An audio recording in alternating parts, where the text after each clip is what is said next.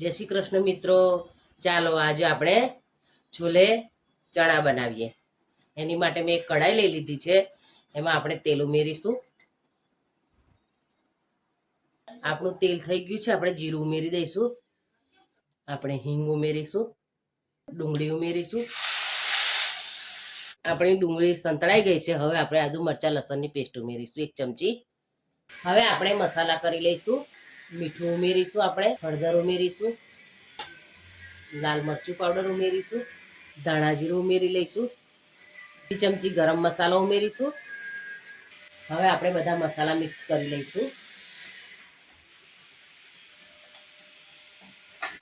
આપણા મસાલા બળી ન જાય એ માટે આપણે થોડું પાણી ઉમેરીશું અને મિક્સ કરી લઈશું. હવે આપણે છોલે મસાલો ઉમેરી લઈશું. ગ્રેવીને આપણે થોડી વાર ચડવા દઈશું ઢાંકીને. આપણી ગ્રેવી સરસ તૈયાર થઈ ગઈ છે. હવે આપણે છોલે ઉમેરી દઈશું અંદર. ઓવરનાઇટ પલાળી અને સવારે 5 સીટી કરી લીધી છે. પાણી ઉમેરીશું અંદર. ઊભી રહી. હવે આપણે 1 ચમચી ભરીને મલાઈ ઉમેરીશું. જે આપણે ઘરે મલાઈ હોય છે એ જ મેં ઉમેરી છે. એનાથી સરસ ટેસ્ટ આવે છે એનો, એટલા માટે. હવે આપણે મિક્સ કરી લઈશું બરાબર. હવે આપણે 1 ચમચી આમચૂર પાવડર ઉમેરીશું ખટાશ માટે. આપણે છોલેમાં સ્મોકી ફ્લેવર એડ કરીશું.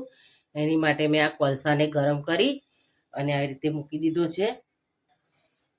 આ રીતે 1 ચમચી ઘી ઉમેરવાનું છે અને ઢાંકણ ઢાંકી દેવાનું છે. આ રીતે તમે સ્મોકી ફ્લેવર એડ કરશો તો તમારા છોલેના ટેસ્ટમાં વધારો થઈ જશે. એટલે તમે ચોક્કસ સ્મોકી ફ્લેવર એડ કરજો.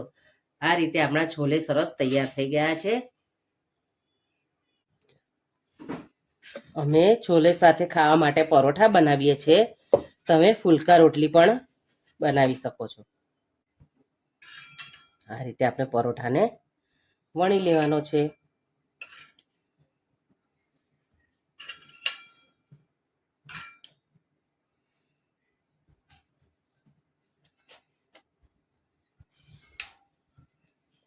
આ રીતે આપણે પરોઠાને વણી લઈશું.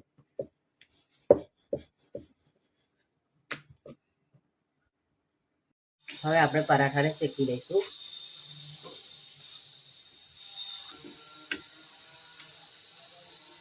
લોંગ વિડીયો બનાવતા ગમે બધા તને એડિટ બી ઉપર પણ આ બધું વ્યવસ્થિત રીતે શૂટ કરો. લાઇટ બાઇટ નો મારે સેટિંગ કરેલું ચાલુ.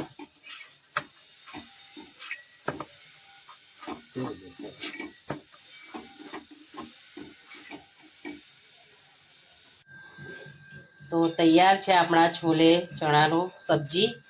એને મેં પરાઠા સાથે સર્વ કર્યા છે. તમે એને ફુલકા રોટલી અથવા ભાત સાથે પણ લઈ શકો છો. તો તમને મારી છોલે ચણા બનાવવાની રીત ગમી હોય તો તમે મને કોમેન્ટમાં લખીને જરૂર જણાવજો. તમે મને કોમેન્ટમાં લખીને જણાવશો તો મને ખબર પડશે કે તમને મારી રેસિપી ગમે છે કે નહીં. અને મારો વિડીયો ગમે તો તમે લાઇક અને સબસ્ક્રાઈબ જરૂર કરજો. Thank you.